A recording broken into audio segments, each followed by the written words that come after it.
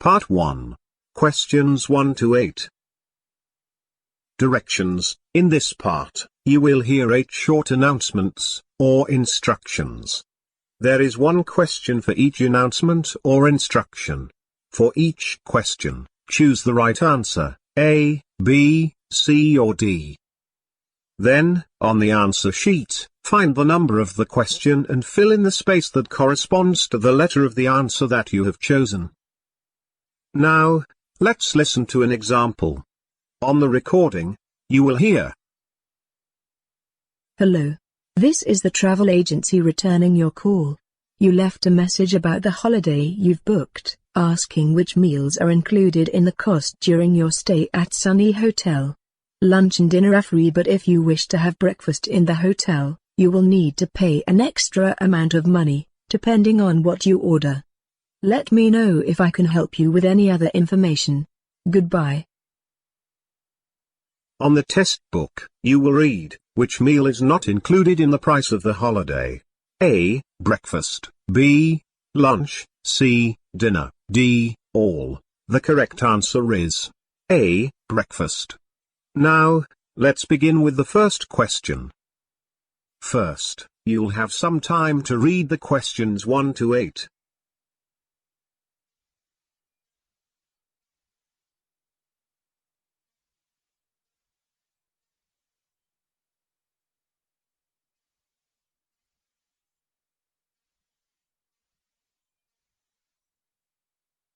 Question 1.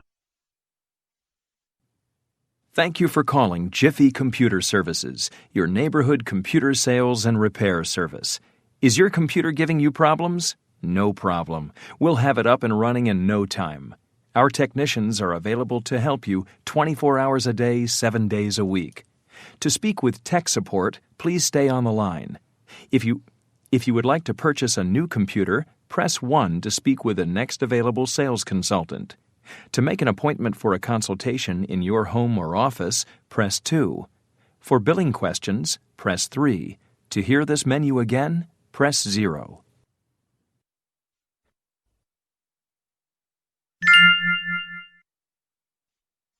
Question 2.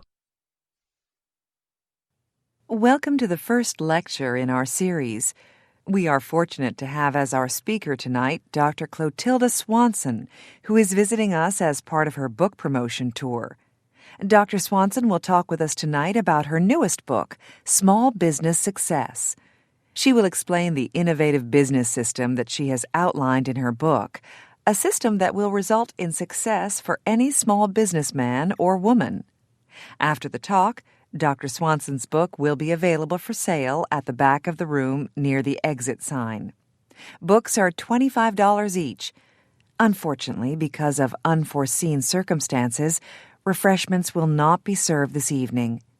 Don't miss next month's lecture on Thursday, March 1st, when Arnold Jones will speak about customer relations in the 21st century.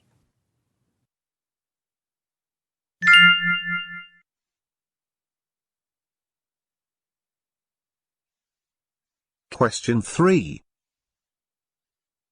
Your comfort is important. That's why we developed the Easy Sit desk chair. Its special ergonomic construction supports your posture while you sit at your desk. Its high-class design looks great in any office. Go ahead and work at your computer all day. With the Easy Sit chair, you'll feel so comfortable you'll never want to leave your desk. But don't take our word for it. Visit your local Easy Furniture showroom and try out our chairs in person. Or phone our customer service line at 800-387-9876 for a free catalog and order form. Mention this ad and receive a 15% discount off your first in-store or catalog purchase of an Easy Sit chair. Offer ends May 20th.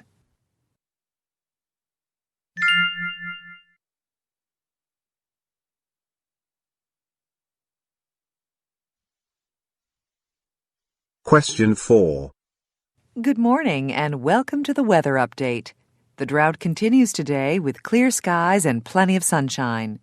Temperatures will reach a high of around 85 degrees this afternoon, with overnight lows in the high 60s. Expect more of the same tomorrow and for the rest of the week.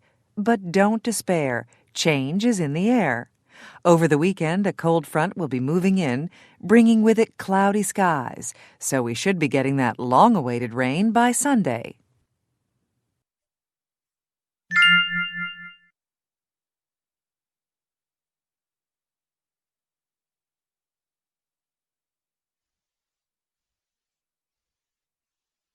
Question 5. If you travel frequently for business, you may find it difficult to maintain a healthful diet. When you're worn out from travel or work, you might just settle for the most convenient or cheapest meal, fast food, a salty snack, or a sweet dessert. Don't give up so easily. There is a simple way to make sure you get your basic nutrition even while on the road. The solution is to make sure to eat a big breakfast every morning. Most restaurants offer healthful breakfast choices such as cereal and eggs. By eating a big breakfast, you guarantee that you get at least one nutritious meal a day. In addition, you will have the energy to work all morning.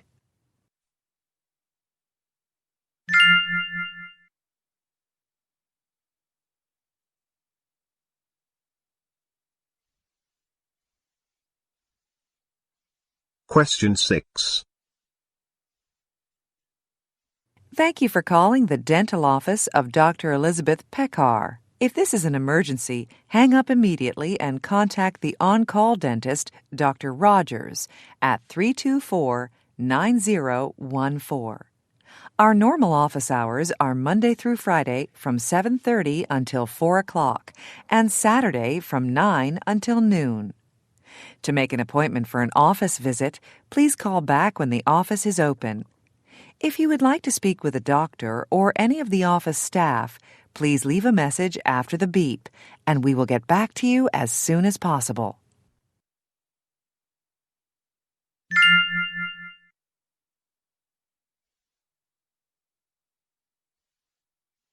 Question 7. The 5th Annual Center City Job Fair will take place this coming Saturday at the Royal Hotel from 11:30 until 4 o'clock. Representatives from more than 100 companies will be on hand to talk with you about career opportunities in their fields. Preliminary job application forms will be available, and attendees are advised to bring up to 25 copies of their resume. Throughout the day, special seminars will be offered on topics such as the successful job interview, write a winning resume, and dressing for business success. Admission is just $10, and tickets will be available at the door. Don't miss the event that the Center City Daily Newspaper has called the best job fair in the country.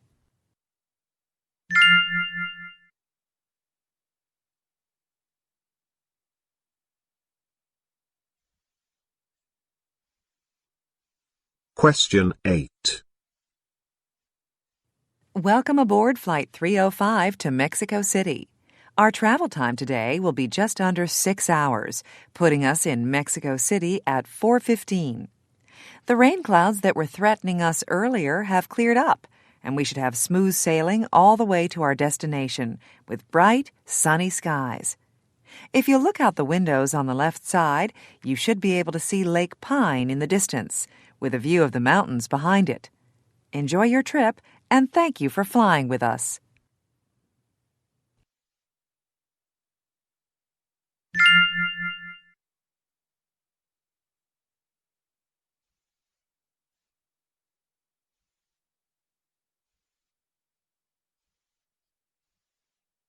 That is the end of part 1. Part 2. Questions 9 to 20. In this part, you will hear 3 conversations. The conversations will not be repeated. There are 4 questions for each conversation. For each question, choose the correct answer. A, B, C, or D. Questions 9 to 12 refer to the following conversation. First, take some time to read the questions 9 to 12.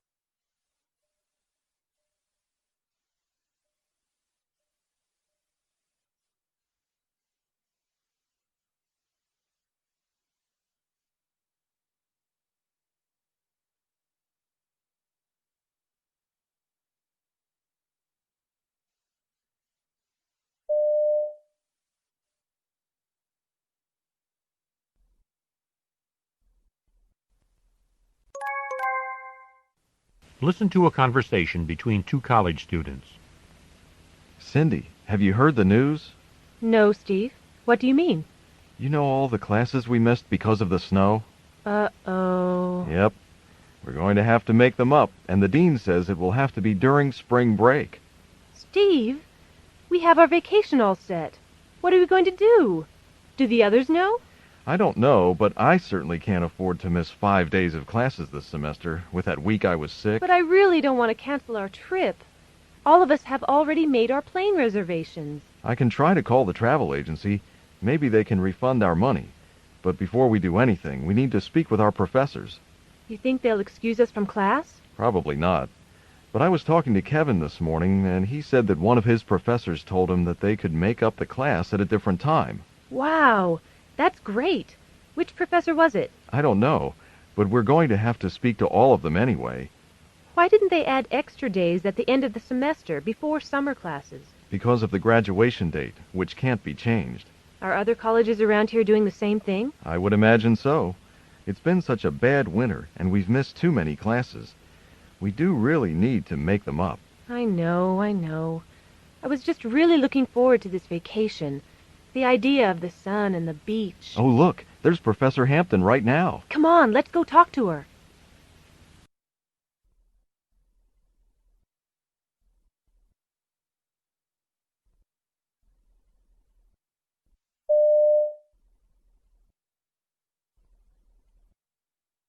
Questions 13 to 16 refer to the following conversation.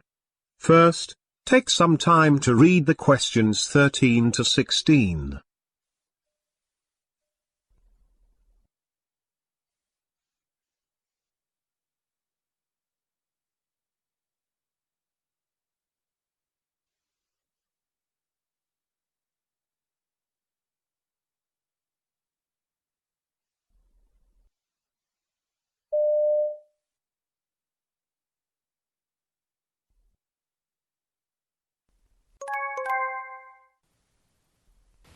Listen to two students talking.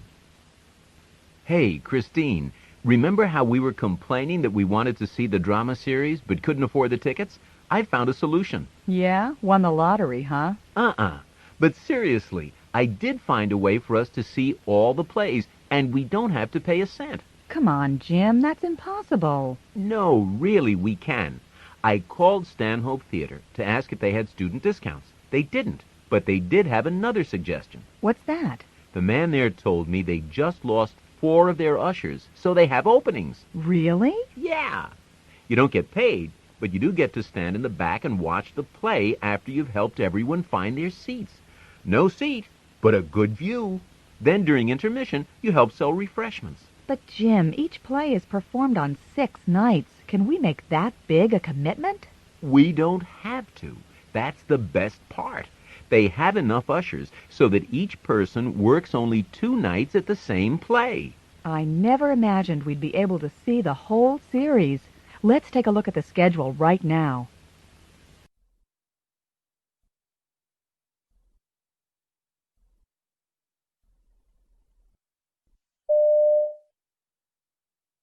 Questions 17 to 20 refer to the following conversation. First, take some time to read the questions 17 to 20.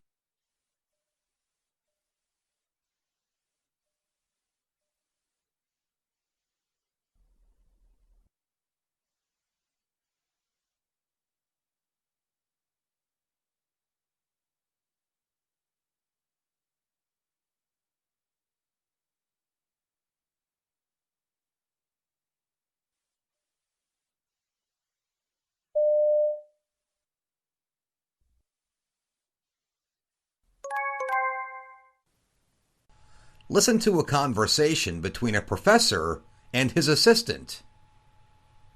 Good morning, Hannah. Thanks for coming in. How was your holiday? It was very good, Professor. Thanks. A week in the Appalachians is really therapeutic. Nothing to do but eat, sleep, and listen to nature. It's beautiful up there in the spring. The countryside is so green, and the people are so friendly and laid back. A good place to unwind. I envy you. I've just got too much to get done to get away at all now. I must get this book finished. For one thing, My publisher's getting impatient. I've outlined the last 2 chapters, though, finally, so it won't take me too much longer, I hope. Maybe I'll be able to go somewhere at Christmas. But, what I wanted to talk to you about is our syllabus for this term, Hannah.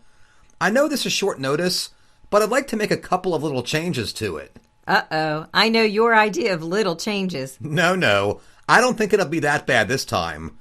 What I'd like to do is, cut lectures 2 and 3, the ones on Old English and Middle English, down to half their length, and then meld them together into a single lecture.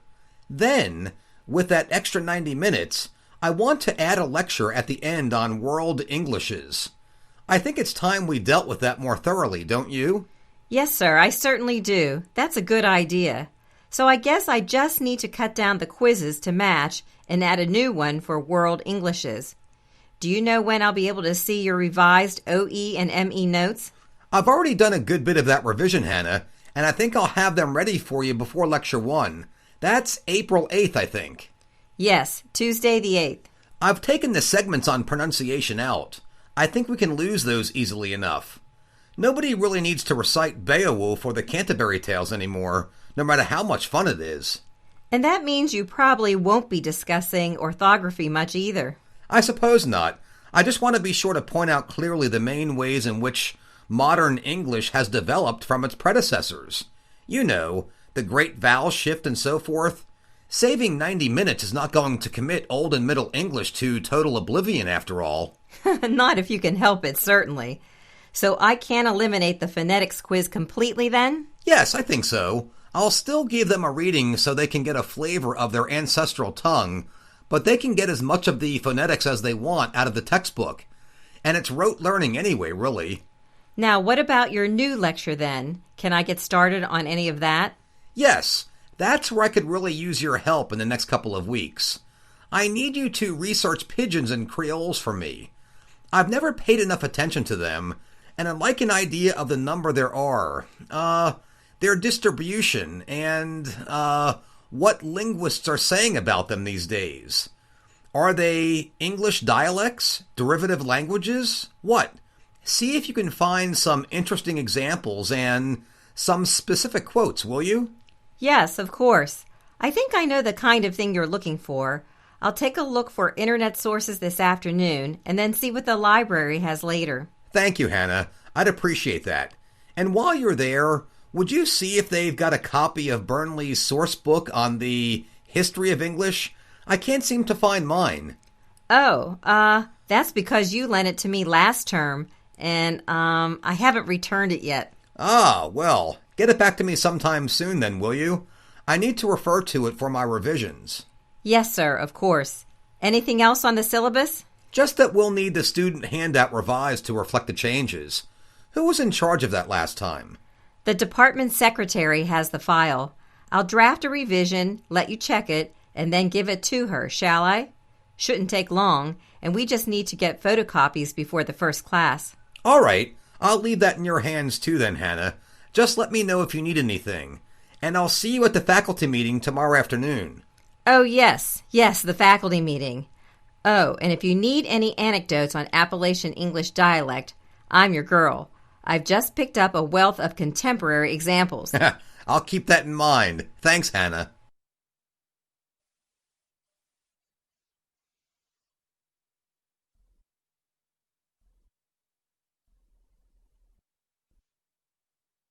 That is the end of part 2. Part 3. Questions 21 to 35. In this part, you will hear 3 talks, lectures or conversations. The talks, lectures or conversations will not be repeated. There are 5 questions for each talk, lecture or conversation. For each question, choose the right answer. A, B, C or D. First, take some time to read the questions 21 to 25.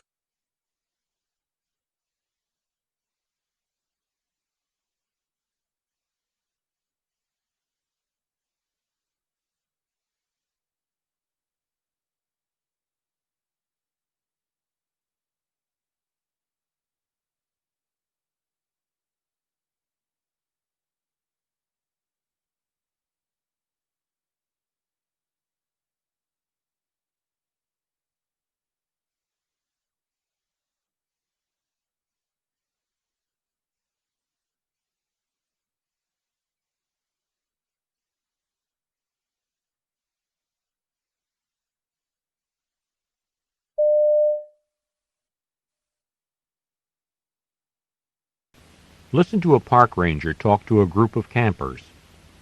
I know you're anxious to get your permits and get started, but there are just a few things I'd like to mention that might help you avoid trouble during your stay.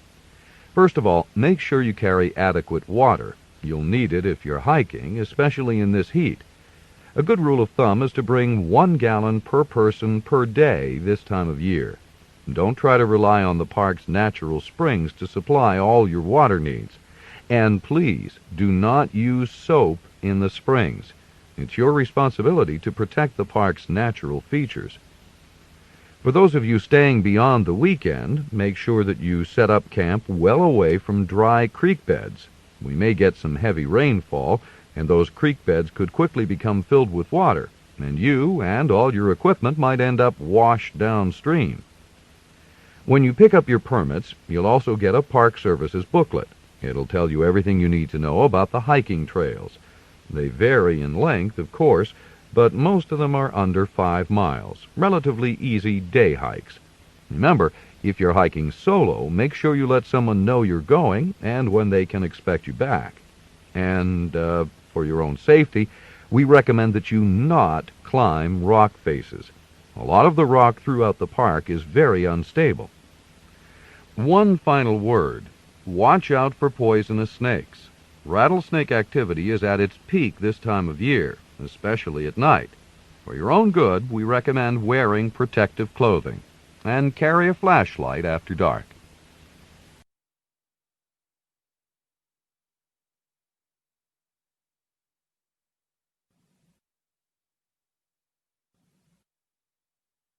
Take some time to read the questions 26 to 30.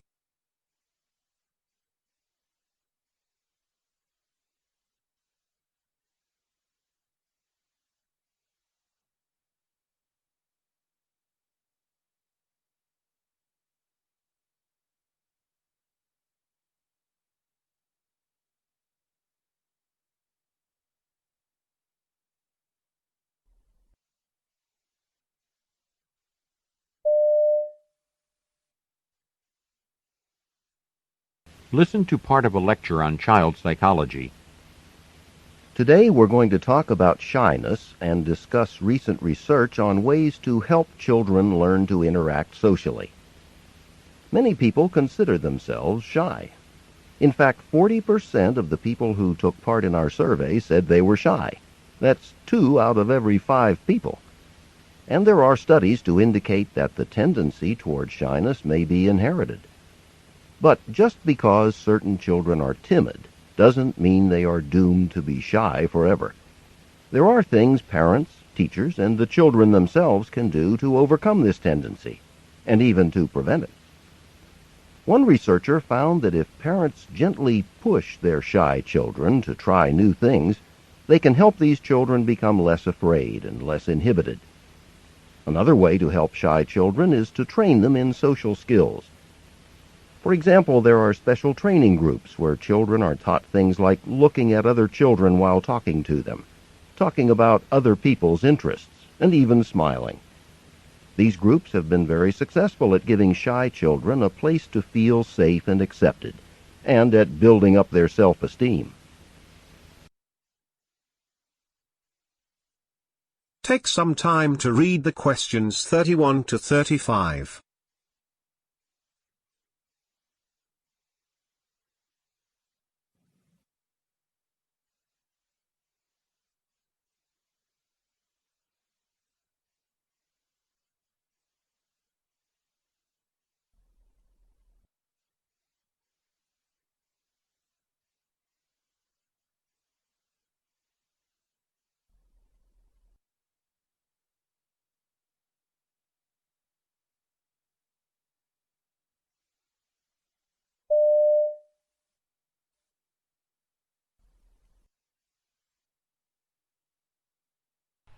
Listen to part of a lecture in social science class.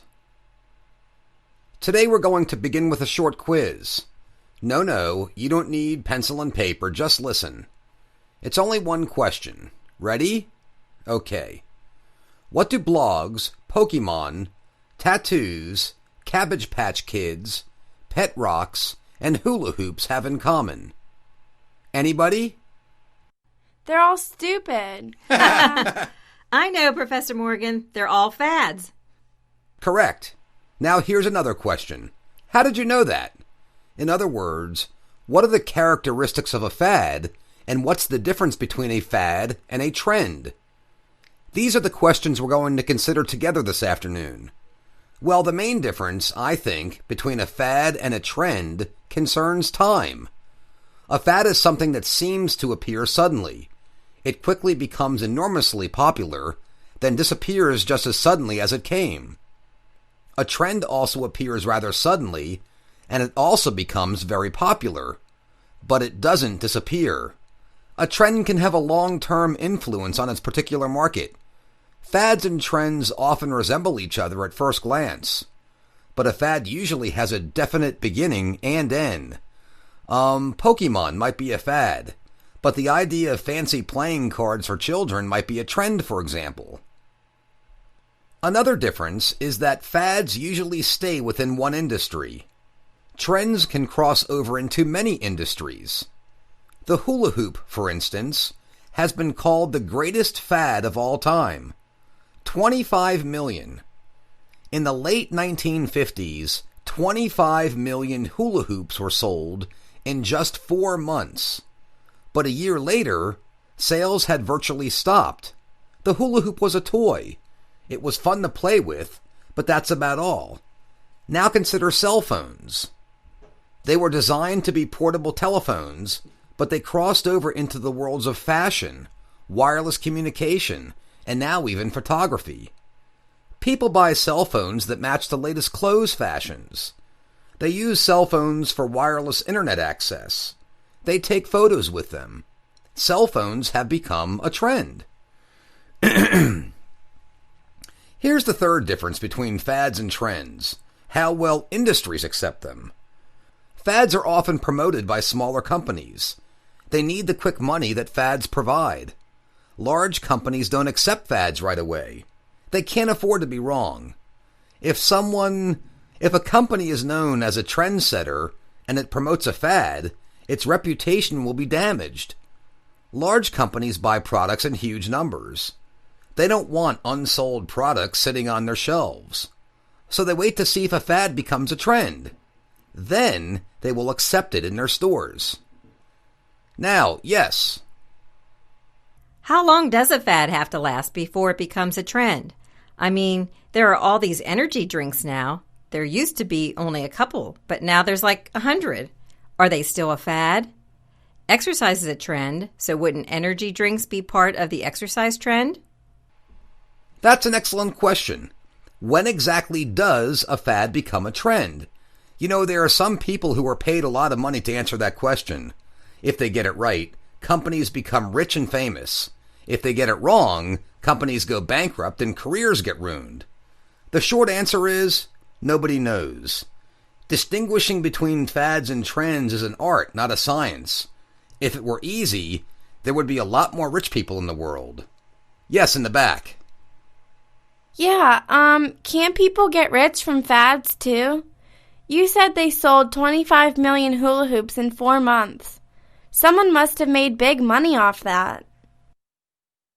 Yes, they did. Toy companies made, $45 million off of hula hoops by the time the fad ended. And maybe some of you have heard of pet rocks in the 1970s. A man bought a rock for a penny, put it in a gift box, and marketed it as a pet. He became an instant millionaire. But the trouble with fads is, no one can predict them. This man had no idea that so many people would buy rocks as pets.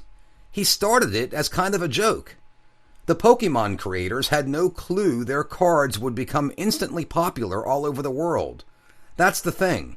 Fads are mysterious to both their creators and to the public.